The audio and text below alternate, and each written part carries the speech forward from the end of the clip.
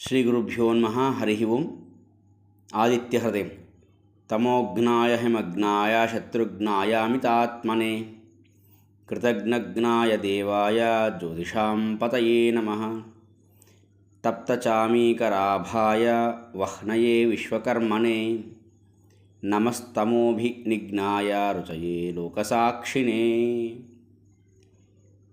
తమస్సును నాశనం చేసేటువంటి వాడు, మంచును కరిగించువాడు, సకల శత్రువులను ఉపాసకులకు నాశనం చేయువాడు, అమితాత్ముడు.